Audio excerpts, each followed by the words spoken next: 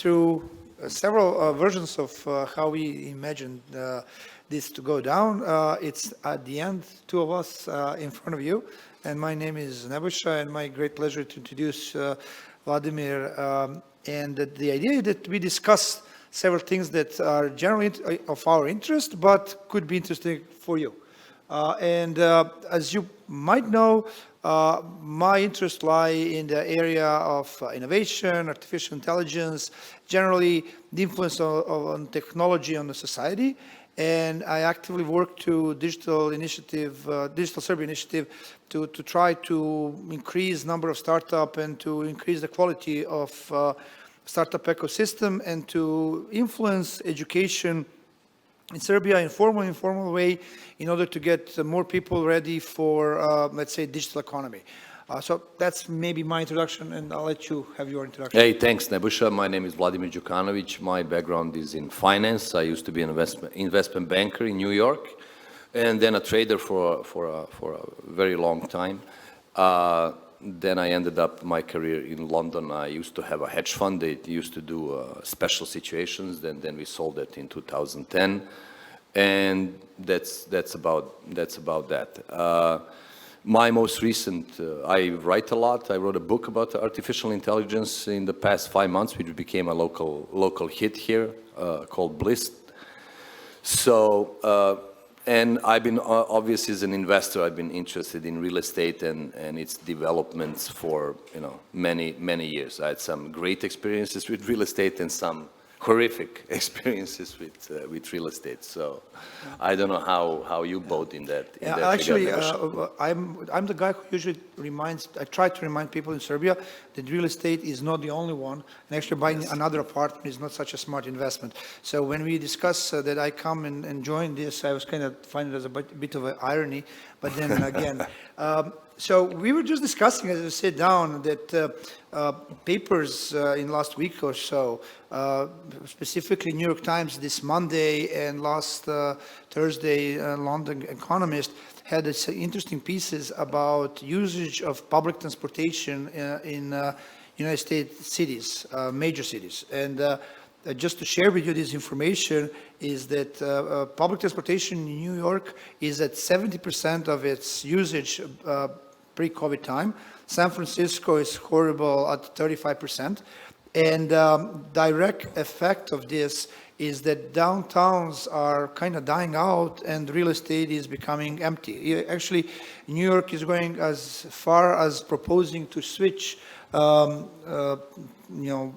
spaces that were for office into living quarters. And you can say more about. Well, I mean, commercial real estate, I used to work with really big guys like Sam Zell and Don Dasky in the US, financing some of their projects. And, commercial real estate in the US was a fantastic market for so many decades until COVID-19 came around. And now the property values in New York, for example, are down 40% compared to the values in 2019.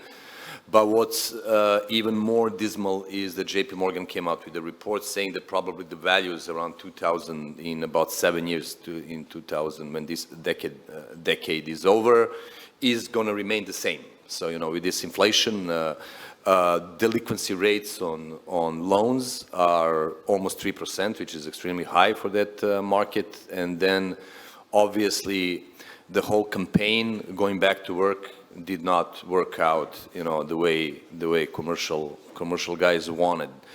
The big question for me is what's going to happen with the working space, and I think that that's the main question for your industry and how to resolve that. I mean, we have cities like Belgrade, which is obviously growing, and we own a construction company that does a lot of revamping of old spaces into like office space.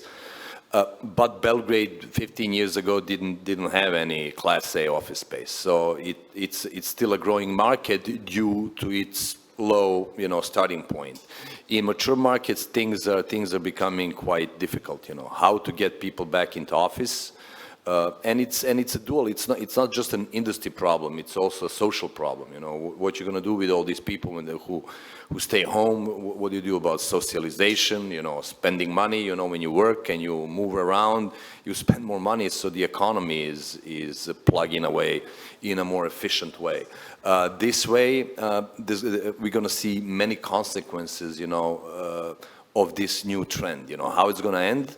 I spend a lot of times with Nebojša, who's a dear friend, and IT people in general. And for example, if you talk to that industry, it's clear they're not going back to not to work. I mean, they're going to work, but they're going to work from home. So you know, commercial real estate is going to be tough. On the other hand, part of the residential should, you know, see some type of a revival or restructuring, because people will probably need more space at home, you know, because once people will soon enough realize that their homes are not big enough to actually do business and do you know, life and family and kids and all that stuff. So I think it's going to be extremely challenging in the next 5 years. So I think more innovative you are in your industry, if you use, you know, new tools, if you use artificial intelligence, if you approach clients in new innovative ways, then you can win. Otherwise, it's going to be really tough. Yeah, actually, my view on that is even more bleak, and I'm just looking from my standpoint of cooperation with IT companies. We had like a big bleep on the radar last year with arrival of many companies that open up in Serbia, bringing their programmers from Russia, and that's probably about some 10 to 15,000 people. And I think that masks the fact that a lot of companies working in Serbia, especially outsourcers, are more and more into this model of part-time working from home, part-time coming to office. And in Serbia, at least, this trend of having more and more of office spaces empty is not so visible. But I think that in the future, if you also start taking into account the population counts that came out this year or last year for most of the Balkan is continuing to lose population about 10% every 10 years. It's not only in Serbia. Actually, Serbian official numbers are 7.9, even though these 300,000 people that were taken out, some, you know, databases are kind of questionable. But the Croatia, Macedonia, Albania, Albania didn't come out yet, but it's probably same trend. Romania, it's about 10% less than back in 2011, the last time they counted population. So you have less people, and then the people that you have a first time maybe in history the situation where in the past, in order to get close to good university or get close to good job, you had to move, and you were congregating people into big urban areas. And now you only have in several places in Serbia, you know, like communities where IT people who are working abroad took their families to, I don't know, Divčibar or Stara Planina, and they are living there, kids are enjoying, families are enjoying, it's like several families together. Work is anyway done abroad, and more and more schooling can be done also online. So if we're talking about, you know, this number that came out of public transportation in San Francisco tells you one thing that is not such a huge surprise, and that actually living in or around Lake Tahoe is much more appealing than living downtown San Francisco. So even though now it sounds like so far off from Serbia and living in here, I don't think it's that far off compared to congestions, pricing, and everything else we have in Belgrade. So I can see that in these 5 years that you mentioned, we see more and more actually office spaces in Belgrade not being completely full. And I am aware that I'm talking about IT, that is not everything, but when you're talking about office spaces, I think IT is a major probably contributor to you know, filling office spaces in Serbia. And we are going to see more and more of dislocation of teams. So in that sense, even longer than 5 years is going to be trying.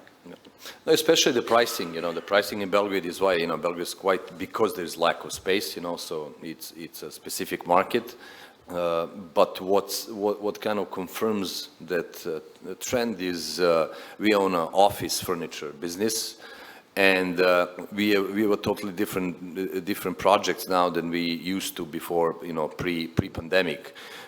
Before you have an IT company, let's say 200, 300, 400 people, and they would order whatever, 400 working spaces, chairs, those drawer units, etc., etc.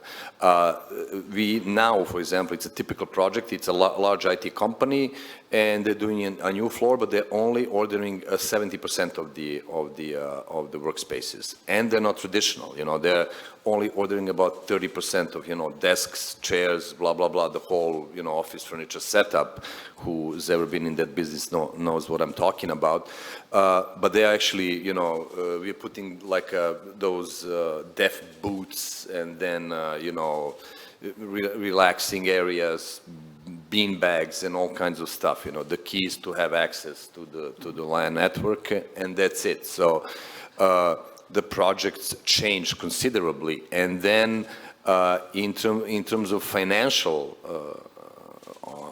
specs, it's they're almost cut in half. So if we did a project like that, pre-2019, it would be X. It would be $100. Now it's like probably $50 to $60. So because your typical classical workspace, your desk, chairs, blah blah blah, that carries certain value and certain price. While when you put a beanbag next to a thing, it's a much cheaper thing. So it's a financial shock for a true. It's the entire industry. It's not only real estate, but it's everything that's related to real estate, etc.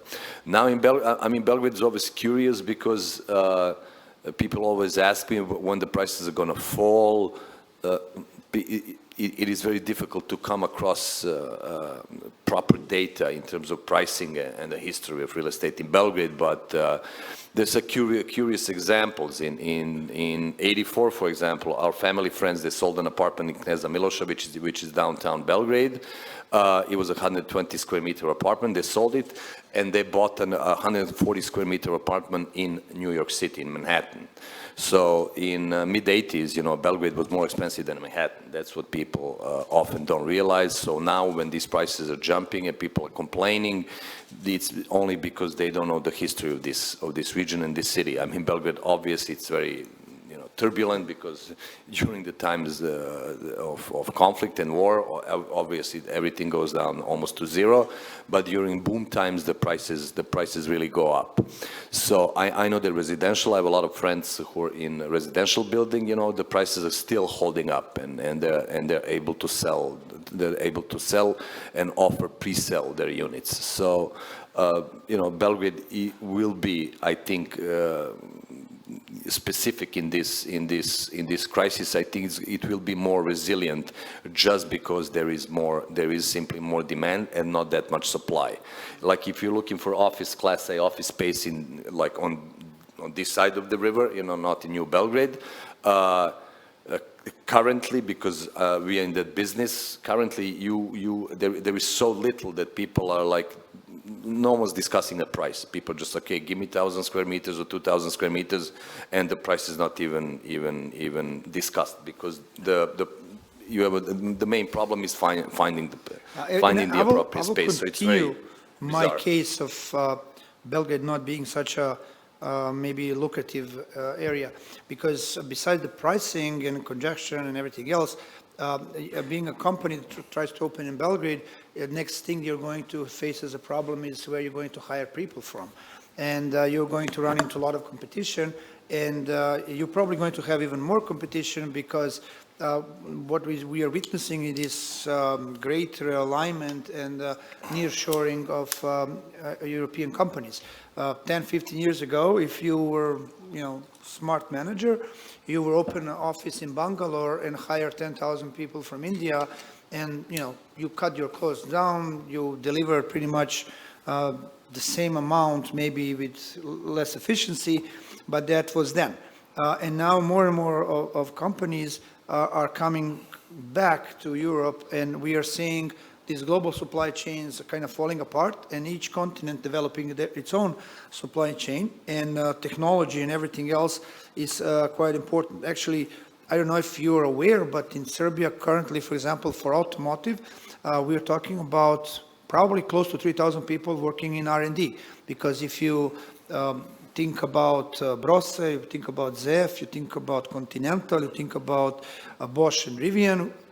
I'm talking solely people, of course, IT people, because that's what I know, working for automotive industry. And this is the trend, because as you know, when you have the effect of clusterization, cluster have a tendency of kind of attracting more of specialized people because the knowledge spread easier. And I hope this trend will continue. But then, if you're a company, any of the mentioned companies who wants to grow, does it make sense for you to compete for the people and with the prices that you mentioned in Belgrade or Novi Sad? Or you can go to Kragujevac as well, has a pretty good university. And actually, it's kind of funny, in many metrics, University of Kragujevac, and forget what you know about it 10 years ago, is in front of University of Belgrade in terms of published papers, applications, and received grants for Horizon and Erasmus programs. So in there, what is kind of interesting is that if you have offices in Kragujevac, for example, you can expect people to commute from all the surrounding towns. And then if I further my theory, I'm actually arguing that this is something that is beneficial for entire society, because if you leave your town to go to university to Belgrade, I argue that you're one good offer away from moving completely away from Serbia, which is not what we want as a society.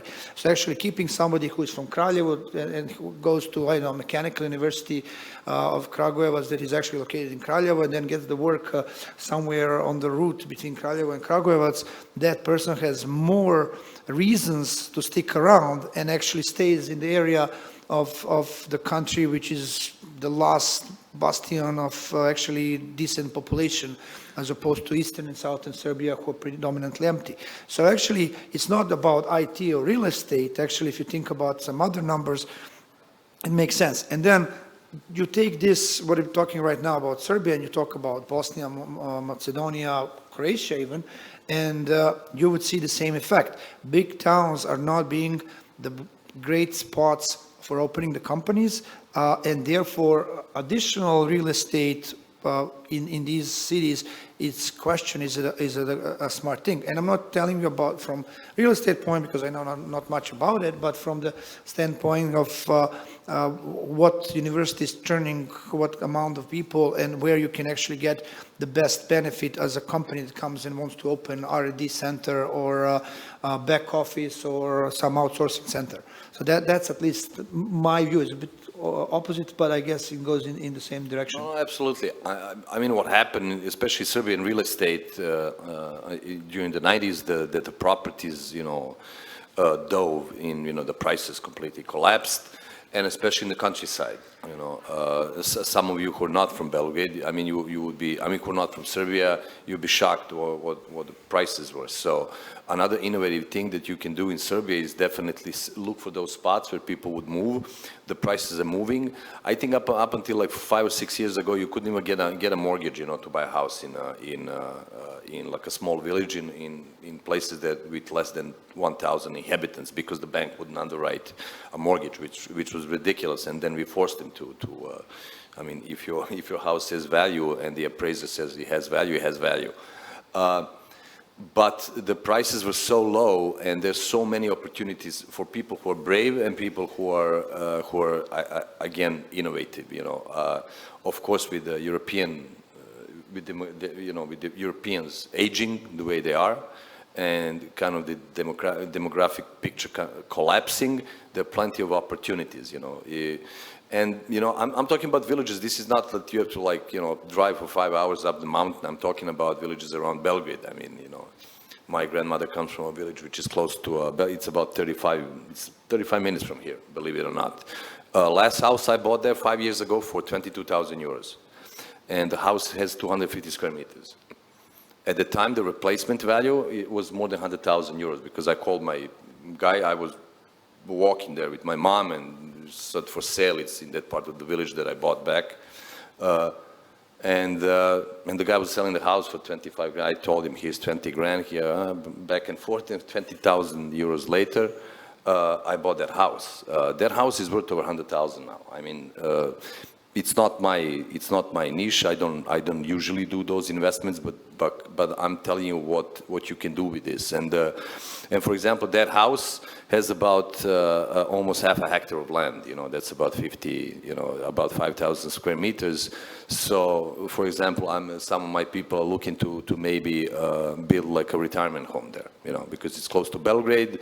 It's in the village actually, with populated village. It's very close to, like, in the closest parts of Belgrade, like Vidikovac and Žarkovo are 15 minutes away from that. So if you look at those opportunities, there are plenty, you know, and I think that part, you know, playing the demographic card and then combining it with cheap real estate, you can really win. I mean, and of course, you know, making a retirement home for, like, you know, 40, 50 people is one thing, but I'm talking, you know, investing in proper things, you know, for 500, 600, maybe 1,000 people, you know, where you can have all kinds of amenities. You can have a, you know, medical facility, doctors, you know, recreational things, and you can actually you can make a ton of money, especially because a lot of Serbs are expats. There's almost as many of us outside of Serbia that actually is within the confines of our borders.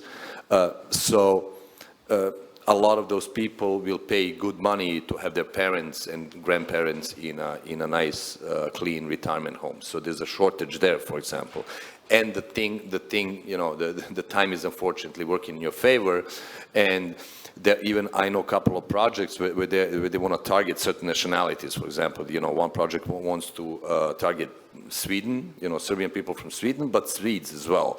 Because, you know, if you have I don't know, retirement check in Sweden of, let's say, 2,000-3,000 euros, you can live like a king here. While in Sweden, you really can't, you know. So the same thing with Germans, you know. So these two projects, they want to target, you know, they want to have German doctors, etc., etc. So it's so there are always opportunities in real estate, but we know it's cyclical, so you have to be careful. But there's always some niche which is open, you know. So I think that one, and it's completely under. Obviously, you know, everybody's running to Belgrade and Novi Sad now, but I think if you spread out and look for projects, you can really come up with great business plan and a fantastic yield, you know. Yeah. And then if we go further with this and we think about the remaining infrastructure that is needed, let me not talk about roads. You hear that in the public domain, but for example, if we're talking about the optical and internet connections, in Serbia is pretty good with that in many of its corners. So that's additional reason to consider it. And then another thing that is kind of interesting, and we're trying to develop it, is that obviously there are some directions where current education is kind of going, because we see with the number of data that was created in the world in the last 10 or 15 years is definitely more than probably entire human society in the past. And all this data kind of is, they say, new oil of 21st century. And there are several, let's say, disciplines or professional backgrounds that make sense out of this data. Data science is one, machine learning is another one, and then computer vision is another one. And if we are thinking about Serbian education system, it's kind of quite interesting that in Serbia, according to the statistics office, there is about 250,000 of people in higher education at the time, and 60,000 of them are in technical fields. And why this is important? Because if you compare this to total population, it's about 6 million people. We take Romania, that is, let's say, 18 million, or just actually under 18 million based on the last census. They have about 400,000 people in higher education. That means the percentage-wise, it's kind of in our favor. And then if you think about the other university centers that gravitate over our workforce, such as Skopje, Podgorica, Sarajevo, Banja Luka, you actually exceed 300,000 people that gravitate over the workforce in Serbia. And then, if you try to develop all of that in the major cities that you have right now, probably not a good proposition. With infrastructure that is already given for telecommunications, for roads, it makes sense to disperse it and to have it in the other cities. So I guess you and I are kind of going in the same direction with this, and that trend, if it holds, would not be something that is different from the current trends that we see around the world, because there is pre-COVID and post-COVID. There's another interesting thing that I heard this week in a podcast, and it said that productivity for last 2 quarters in states is negative, and they were saying the last 10, 15 years, with all technologies we are talking about, actually labor productivity is going down. So all the technology is not actually helping getting worker more productive, but in the same time, the measurement of satisfaction with your job is at all-time highs. Actually, in the United States, in the first and second quarter, about 60% of the people were saying they are happy at their jobs, which is all-time high. Usually these numbers are in their 40s if everything is okay, which means that actually people are very happy to stay at home or work hybrid. I mean, it's obvious, and it's a generational thing. I think if you look at Generation Z, it's obvious they don't want to compromise. They want things their way. They are used to these gadgets more than we are, and I think staying home, for me, staying home would be madness. I don't work now, but I don't stay home. So I can even imagine my career, doing my work from home. But I realized very quickly, that this is a generational thing, that they think completely differently. And is someone who's 25, 26, they simply see they see this world in a totally different light.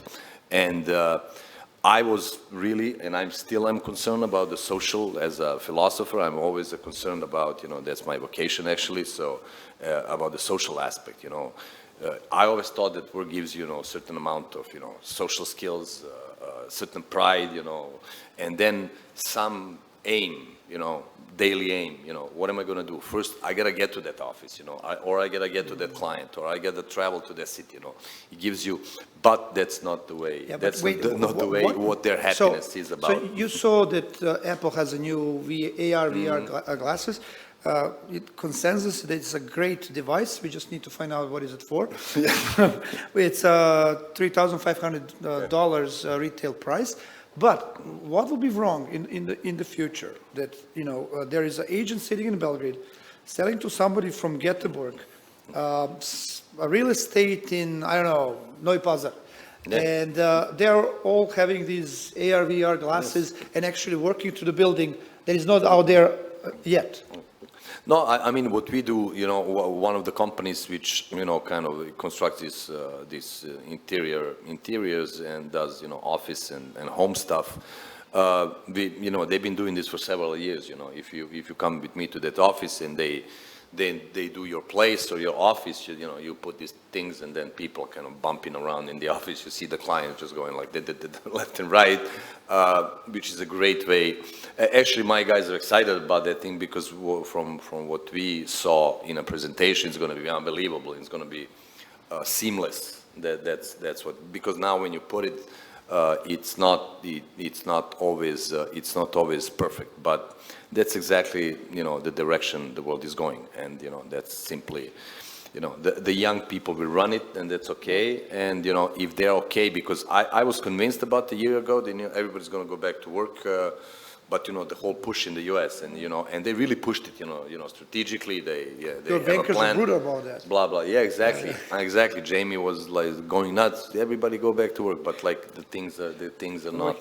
But happening. look, if I mentioned sales, but if you're talking about, for example, the maintenance of the real estate, again, AR, VR, somebody who's not so skillful with glasses having on will be able to maybe do the maintenance. Plus, with predictive analytics that tells you to change things before they fall apart, you don't need toolmen or very experienced toolmen to keep up things, but maybe somebody who is doing more with the tools available. No, but I think it also it goes into our joint field of artificial intelligence, which basically you're still going to have the division between blue-collar jobs and white-collar jobs, because people in my factories, they have to go to work because, it's like, you have to lift things and you have to put them in, you still have to show up, despite the fact that many things are automated. But those people, they have to show up. And like 15, 20 years ago, especially in these AI circles, everybody was convinced, okay, these people are going to be replaced, because we saw these new factories coming online, and all these, all these machines, self-learning machines doing work. But with these LLM models now, large language models, like ChatGPT, things are actually completely different. It looks like white-collar jobs are the first one to go. So, for example, in finance, in, let's say, investment banking, trading, okay, investment banking will probably last a little longer because there's a human touch and human factor there. But let's say in trading, I mean, what the hell do you need a trader for, in 10 or 15 years, when, one machine, the point of being a trader, you have to have access to amazing information, lots of it, and then you have to process that information as fast as possible, Yeah, well, I'll argue with you that even the blue-collar jobs don't have to be on their workplace, because if you're aware, mobility has 5 different levels. From I drive the car and car gives me some information, to car goes on its own, and that's level 5.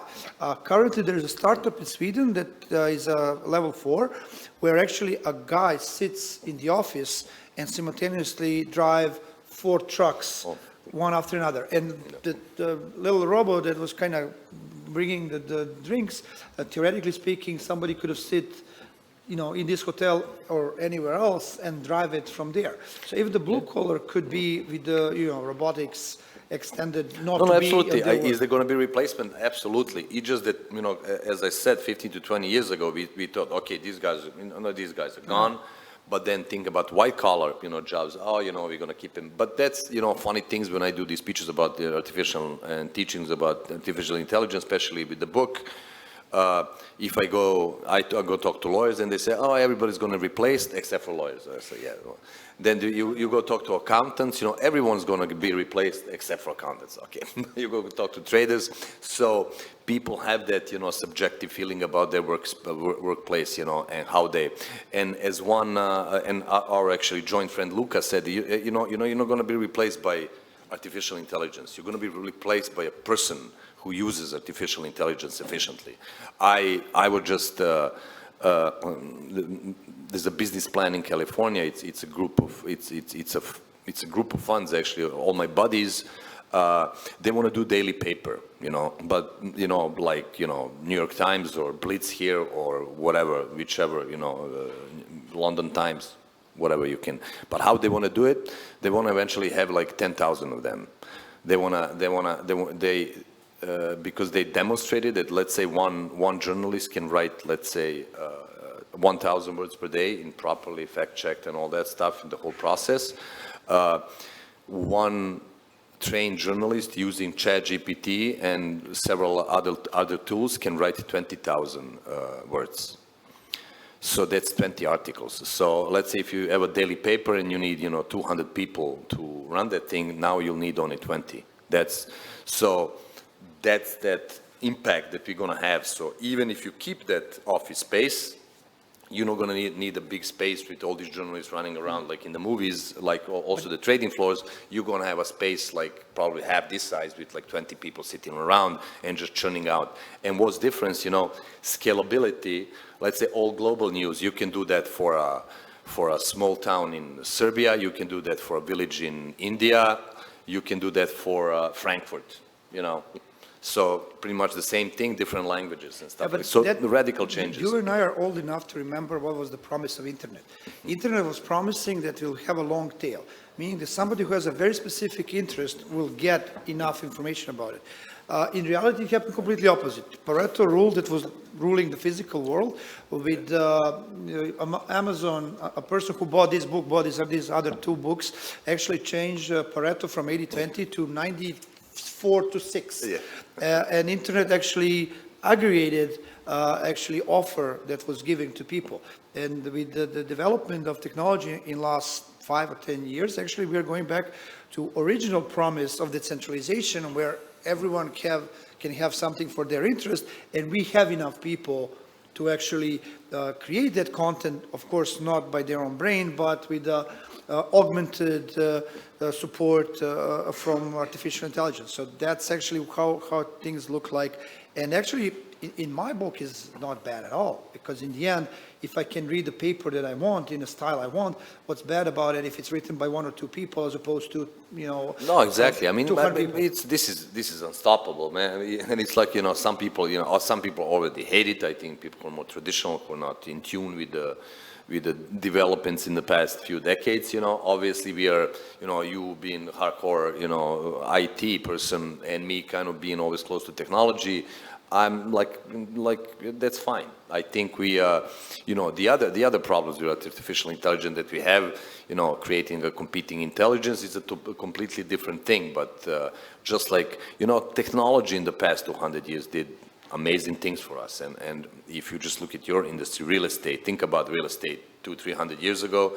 And I mean, look at this. I mean, you just got to turn around, air conditioning, lights, this and that, audio thing, everything is so advanced and our lives are so ridiculously comfortable that we don't even know how to make them more comfortable. Now, I think it's going to be a big push through AI. And I think there's a positive part of AI that it pushes humans to do things they really want to do. So my hope for that, for development of that, and even in this part of real estate is like, let's say you want to be a real estate broker, let's say you don't want to be, that's fine. Let AI do that. But let's say you want to be a real estate broker, you just want to do that and that's it. You like handing out the people and showing properties and dealing with that.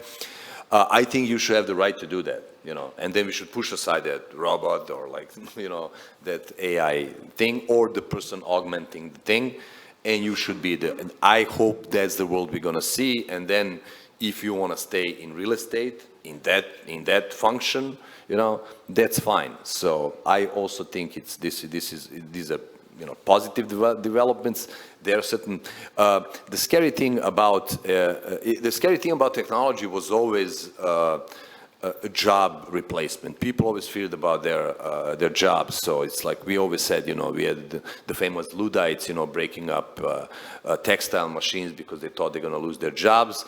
Nothing like that happened. What actually happened that these people who use the machines learned more, they added more value, and when you add more value in an economy, you make more money. That's always the rule. There's never, I know in Serbia and in Balkans often it's popular to talk about how underpaid we all are, but usually the system pays you just exactly what you deserve.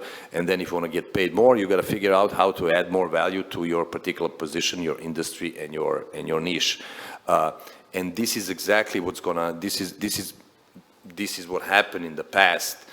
Technology developed, but it developed slow enough so that people had enough time to learn new skills. When you learn, so in Serbia we had something called xenophobia, which is rail phobia. People were concerned that all the trains are going to take away their jobs. So some of the Serbian peasants used to shoot at trains as they were passing by.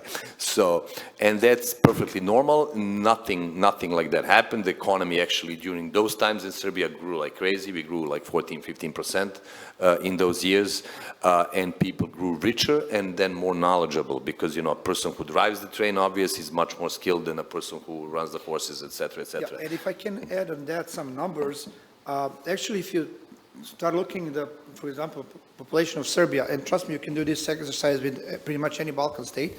There's about 6 million people in Serbia, and there is about 2 million of people who are in retirement, and there is about 1.5 million people who are under 18. We are at currently about 3.5 million. Remaining 2.5 are these people who are at age that can work, 16 to 64. 500,000 of these are working on land, and unfortunately, people in agriculture are usually in their 60s. So those are the older part of the population, and then 2 million that is left, divided between private and public sector, probably in favor of public sector because there is a bit more of them. So whatever remains under 1 million is your private sector, and then you take out the services because they need to be paid by the guys who actually make some money, and you're down to 500,000 people. And you will probably agree that's not a lot of people. And these 500,000 people needs to, make money in order to pay remaining 5.5 million. And they need to make all this stuff. They need to make all the stuff. And then, if you think about it, what is good, at least for us in these days, that maybe if we talk about technology 20, 30 years ago, and you want to build a chip factory, do you have $1 billion? If you don't have $1 billion, don't talk about it, because that's how much it takes to build the foundry. In today's world, if you want to compete in artificial intelligence, machine learning, computer vision, is do you have smart enough kids who are having algorithmic thinking, and 10 people from, I don't know, Kragujevac can compete with 10 people from Stanford pretty easily if they are trained well. And these 500,000 people in Serbia have a chance of competing globally if properly trained and giving the right direction. But one thing that is probably going to happen, because our average age is 44, Eastern Serbia has average age of 51, we are going to need all the artificial intelligence and robotics out there to actually take care of society, because society cannot go with these numbers that I just said. And it's going to actually, your and my discussion now reminds me of the following conclusion. If the first industrial revolution was something that took people from the countryside into cities, and then we got to read about Charles Dickens and everything that happened, it seems that the fourth revolution is going to give a chance to people to go out of cities back to the village, but this time with all the benefits of technology to live comfortably. And maybe with this, I give you a chance to ask or make a comments about the conversation that you just heard. So any of you with any questions or comments? Hi, that was a phenomenal talk. I have so many questions. I'll probably catch you after. Maybe for the first, just introduce myself. I'm Serbian, but I live in Canada. I live in Toronto, Canada. I'm also in banking and finance, particularly in the real estate industry. Obviously, AI is taking off over there, so it's really fascinating.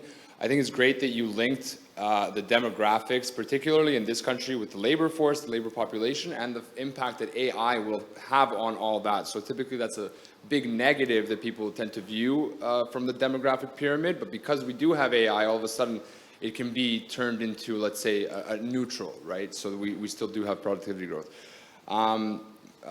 With respect to the migration and demographics, do you think that in the future, I know Vladimir was talking about the retirement homes, we'll start to see people coming from, these European countries, maybe even from other countries in the East, and coming actually down to Serbia to live because of quality of life, because of this inflationary, sort of decade that we're entering. Do you think that Serbia will ever get to a point where we do have positive net migration? Well, I mean, that's a big question, and anyone who dares to actually make that statement is very brave, because we haven't seen it for almost 200 years. So, but there is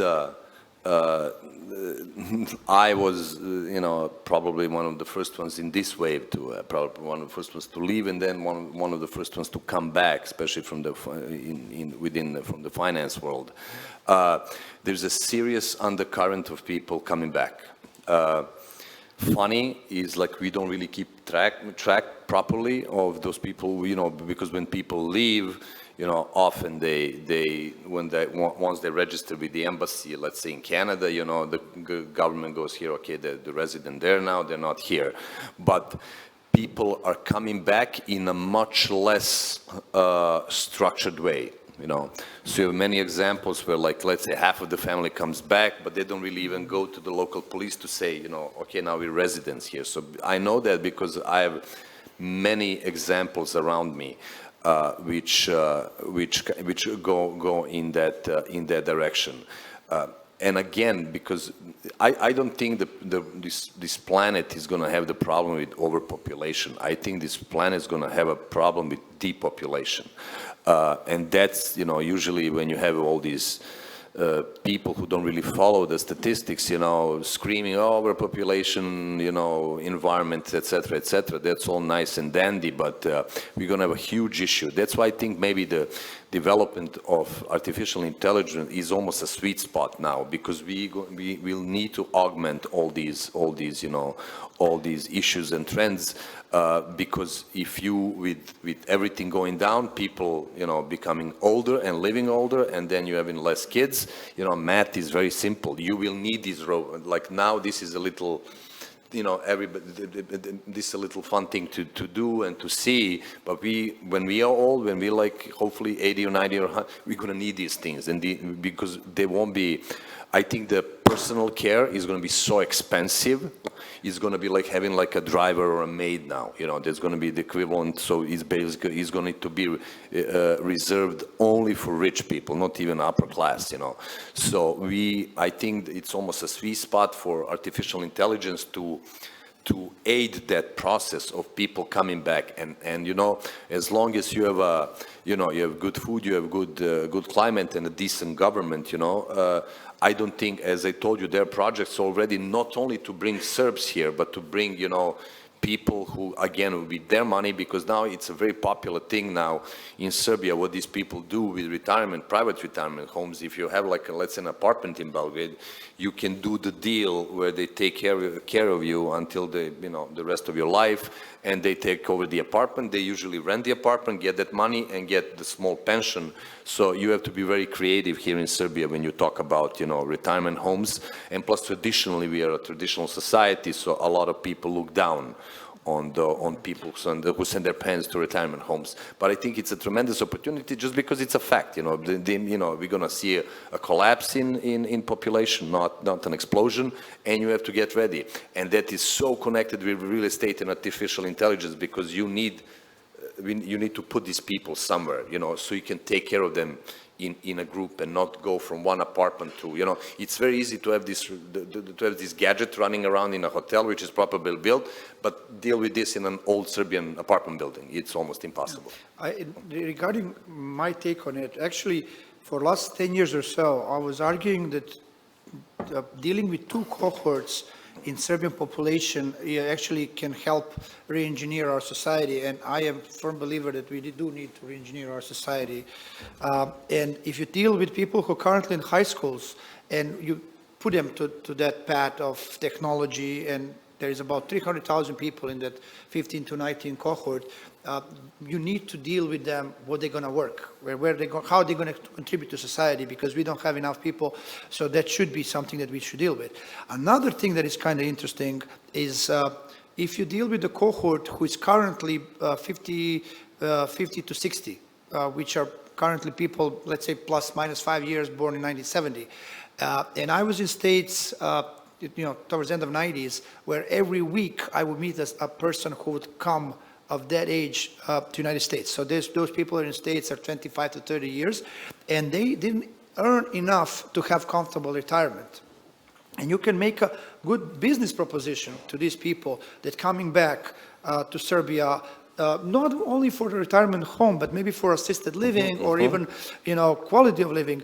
That's a good proposition. And we kind of re-engineer society, because if somebody after 25 or 30 years living in, you know, Europe or, you know, North America comes back to Serbia, we get a different population of voters, people, you know, living in society and so on. So it's all beneficial. As for inflow of people, we need to work on it. It will not happen by itself. Even though you mentioned Canada, Toronto, and 3 guys, actually everybody likes to talk about Serbian unicorns. So there's 3 guys from Toronto who have a Serbian unicorn, except they raised money in Toronto. And it's kind of funny. One left when he was in elementary school, they're about my age. One left when he was entering, I think, college. Another one left 2010. And three of them, one is CEO, so he's stuck in Toronto. He comes for like long vacations of like 2-3 months. The one who left elementary school is fully back in Belgrade, and the one who left 2010 is still going back and forth, 3 months here, 6 months there. And if you just look, 3 of them 1.5 of them is already back, and they have a back office in Serbia with 50 people, which is even more important because 50 people are working for that company that raised 220 million in Toronto in 21. And there's more important, they are actually a hardware company, which is kind of quite interesting. So question, my answer to the question is that we should work on it, and we should strive for it, because I think that could help us in the engineer society in better way. Yeah, I agree completely with everything you said. Okay. Hi, my name is Sasha, and I'm one of those 50 to 60, well, more than that, people. I live in London, and I've been there for 30 years, and I'm very interested in the retirement scheme, but that's not what I was going to ask you about. I quite like the fact that you mentioned the back to office campaign has failed. I worked for very many years for a large multinational that decided that, dropping real estate for 40% of its 100,000 people is going to be financially beneficial. So I don't think we're going back to the offices. I even asked ChatGPT confused. What do you think? Instead of thinking about, a lot of us are thinking how to make offices more attractive. Have you had thoughts about how to make those buildings more attractive for perhaps a different use, for something that could save our cities? No, absolutely. I can tell you because, again, we have a portfolio of companies, and one of them is a construction doing this restructuring, and one is actually the office furniture business, which doesn't make only these things, but, the clients are looking for innovative stuff. And, especially more successful the IT company is, their people are let's say more spoiled, and they want all these gadgets, they want this, they want these special relaxing rooms, etc., but that's not working either. They're still deciding to stay home. So again, I think it's also a generational thing, at least for me and mine. And this is not a scientific experience. This is totally empirical and subjective. It's simply, there is nothing you can build in that office that will, bring them back.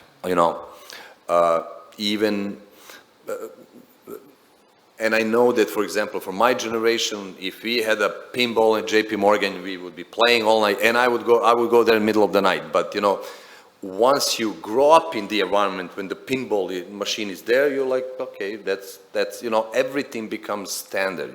Any luxury becomes standard, and that's the experience of my company. Whatever, we get these, I look at these silly orders, juice makers for like $25,000, and stuff like that, we couldn't, on our trading floor, we used to have a cook, and that was we had to be quiet in New York, not to like, look so I would disagree with him. Stuffy.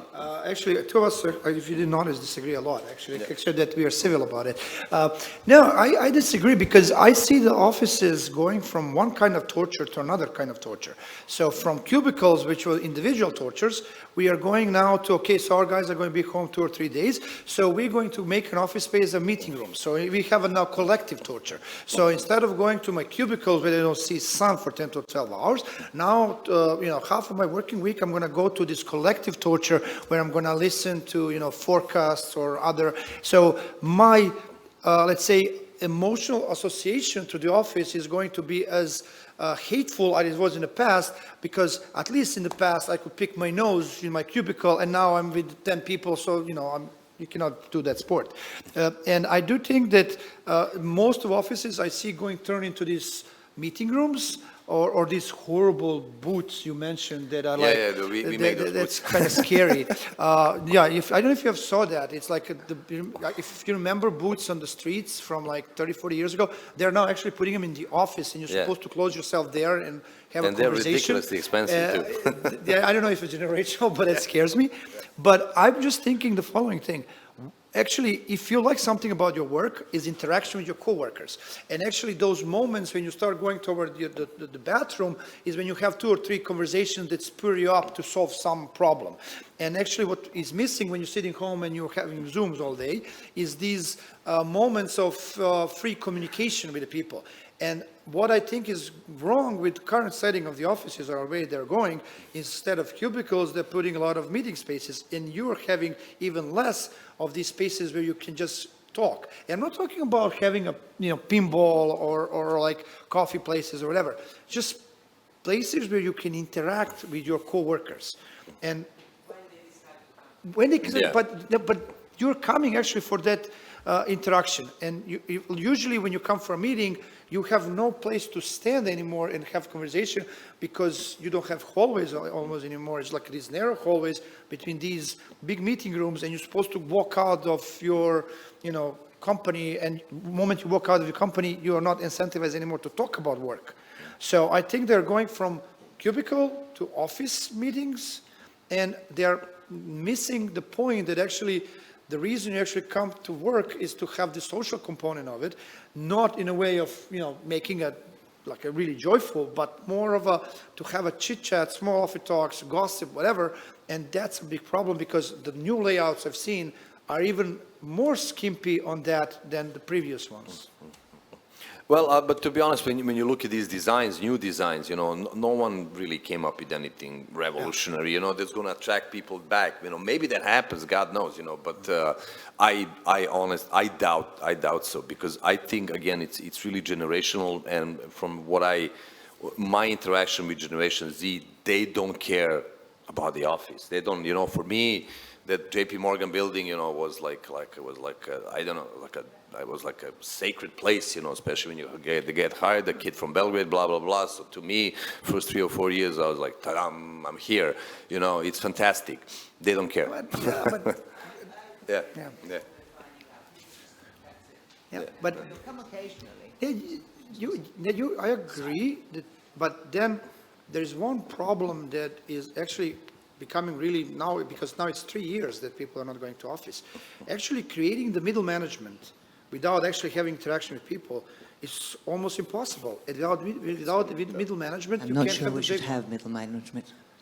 But that's Yeah, another that's been conversation. a theory that in practice really doesn't work because, But that's why like- productivity is down. Yeah, exactly. Because, one person telling to, 300 people what to do, in practice, I don't know how it works. I honestly do believe that this middle management is what allows you to do the change management, what allows you to do disaster recovery pretty quick, and actually training the new people to become middle management without actually having them in the office is quite difficult. And that is something I think that also people are realizing once they are giving the duty that they didn't have a chance to observe somebody do it, they are in much more trouble. And that's when they start showing up in the office, that you give them new duty, and because you cannot find on internet how to deal with your coworkers, you go find somebody more experienced to talk to that person. I've seen it, honestly, with the outsourcing IT companies, because the new projects come in, it's a new industry vertical, nobody has any idea about it, and instead of going on tutorials, they get together and talk about it. So, but as you said, it's nothing special came out of the new layouts. That's the biggest problem. Yeah. Thank you.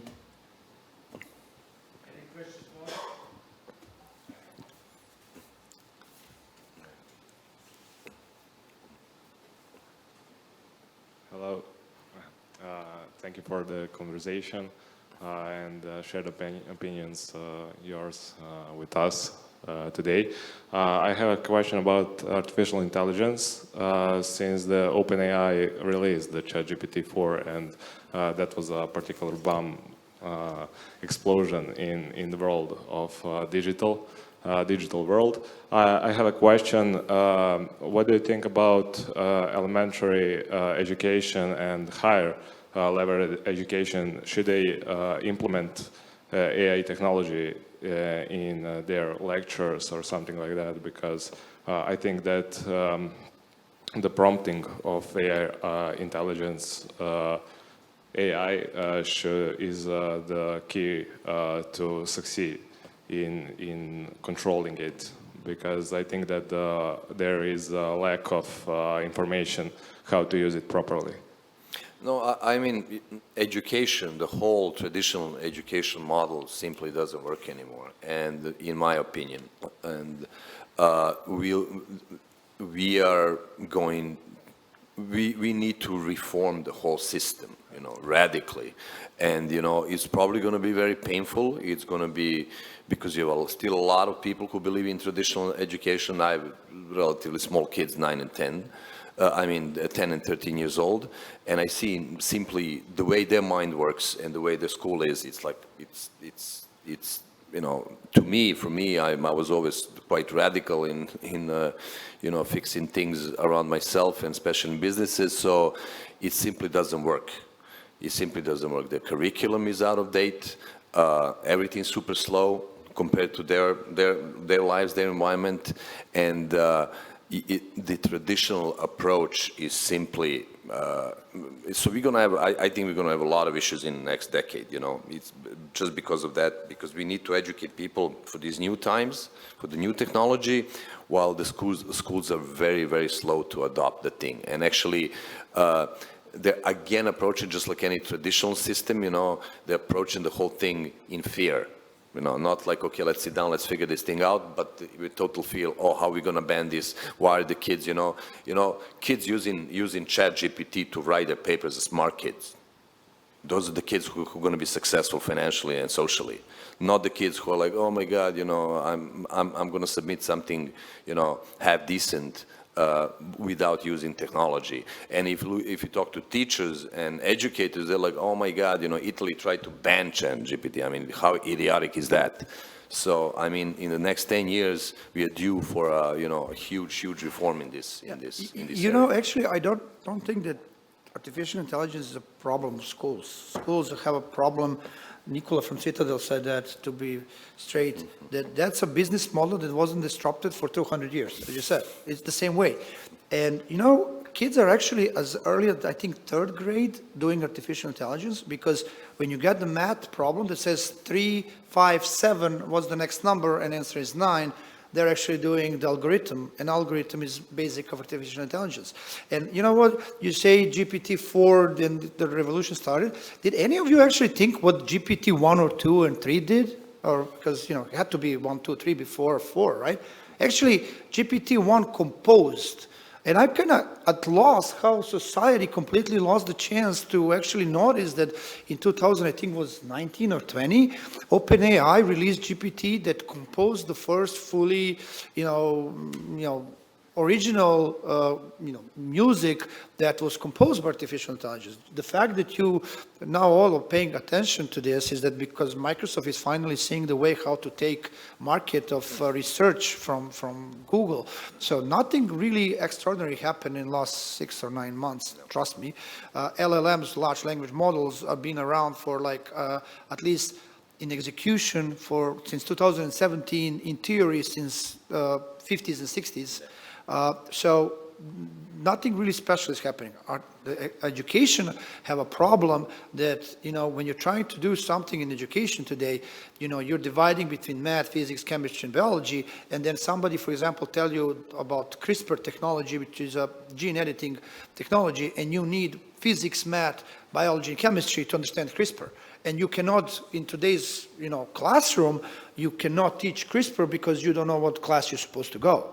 So what we need to do is we need to change entire education so that technology is connected to basic science, and that you make a connection between basic things that you learn in school and how it's implemented in today's world. But it's not probably in a way where you're going to sit down and look at the blackboard and professor's going to give a lecture. Actually, we are seeing with the Khan Academy and some other innovative things that more and more actually professors are there to do your homework with you, and you are actually listening the play of somebody's lecture.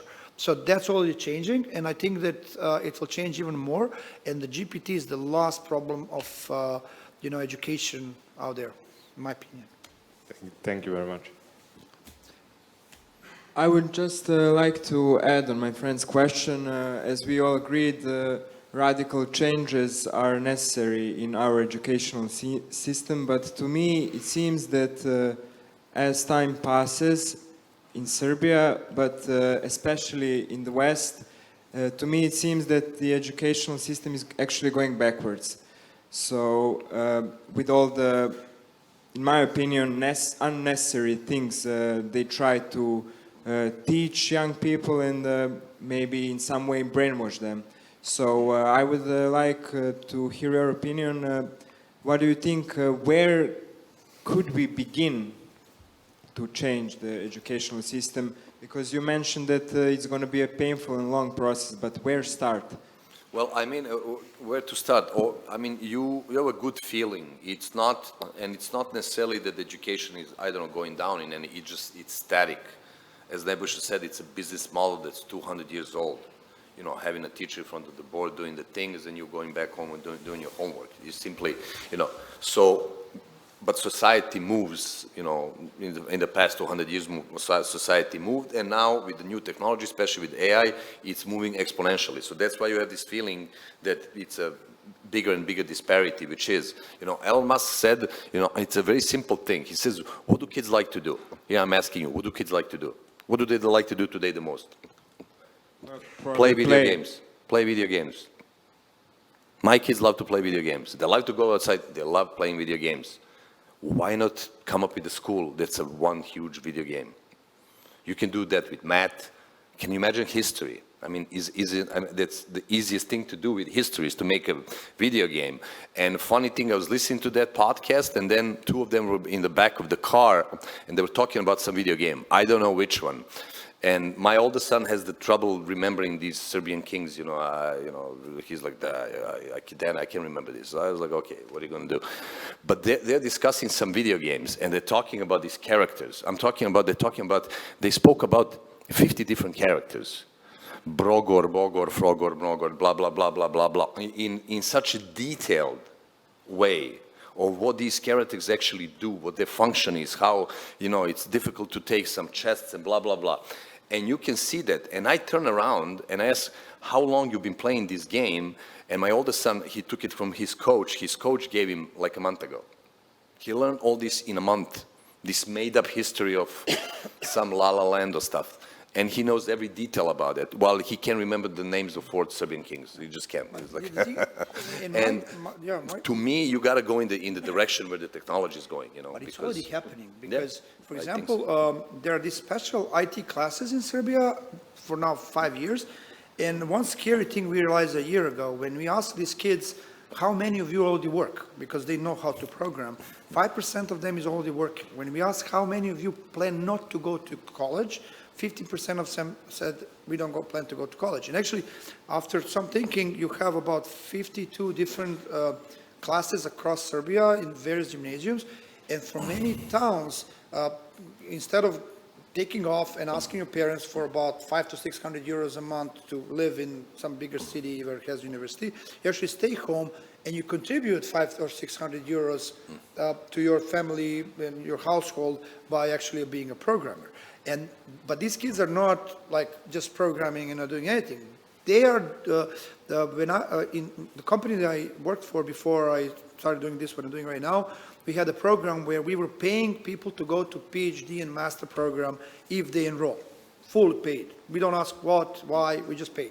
And we had 3 people taking it out of 500 people. And when I sat down for a beer with people and said, okay, why nobody wants to enroll in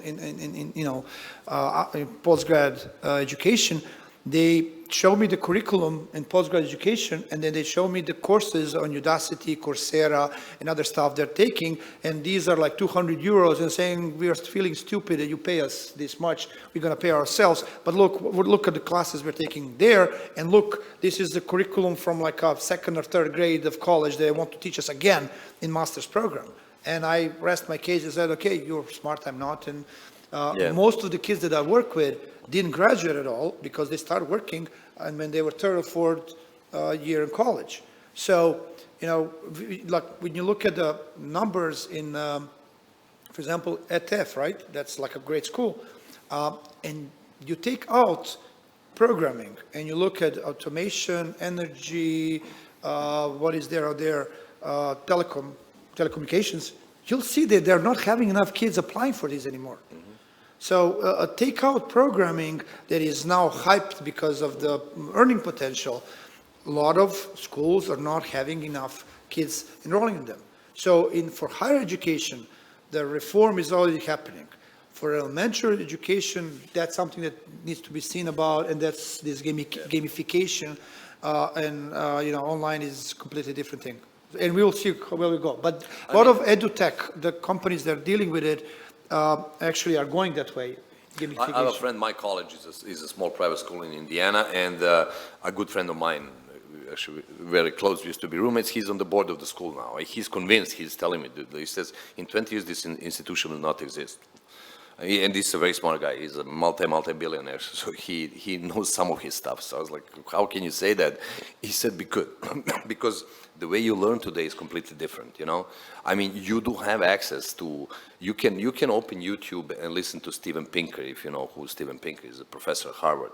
He's a brilliant guy, I read pretty much everything he ever wrote, and you can listen to his lecture for free at night, in the morning, while you're driving, you know? So really, really intelligent people will not go to college, because you're going to say, okay, why spend all their time there? Like, again, why invest? You know, the college they went to is like $70,000 a year now.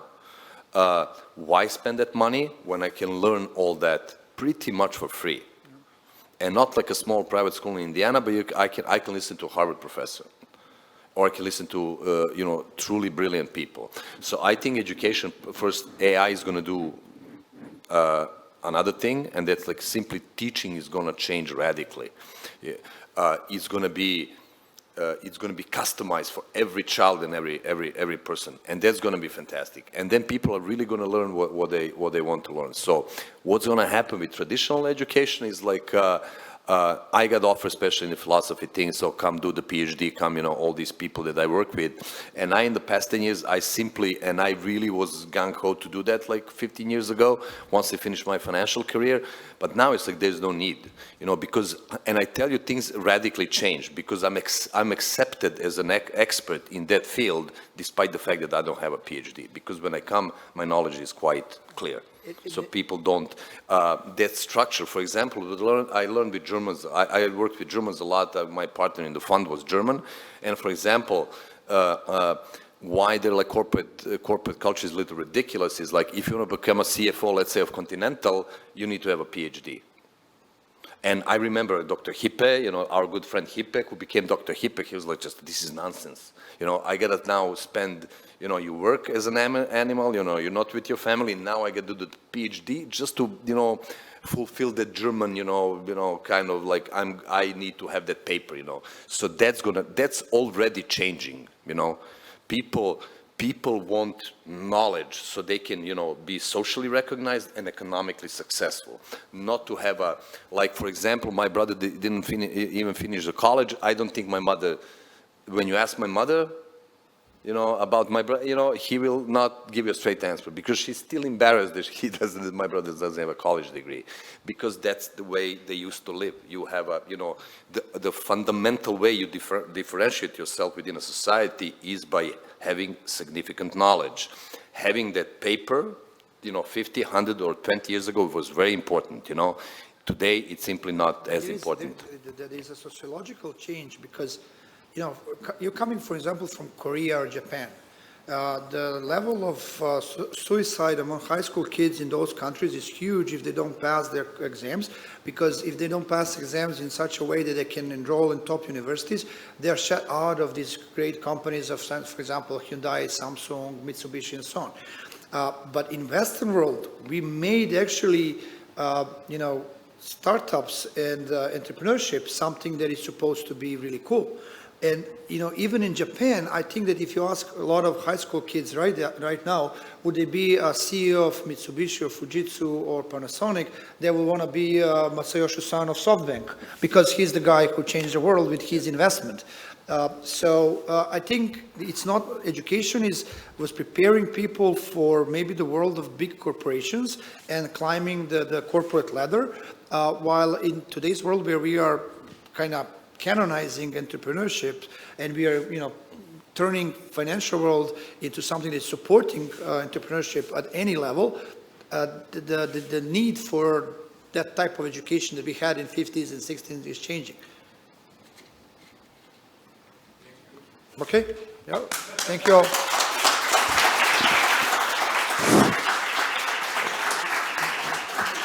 I want to thanks to Vladimir, Hey, thank you. to Nebusha also, and to Vladimir, because I doesn't have two right hands. Okay, I think that this amazing panel is very good introduction and announcement for the next year, REBEC. And follow us. Okay, that is the very good idea for the next year to be totally different in the expectable name of the panelists, subjects, whatever, because that is the something from the first line on our lives. But we are not maybe sure that that is the truth, okay? Because we are running every day for where? For something, for money, okay?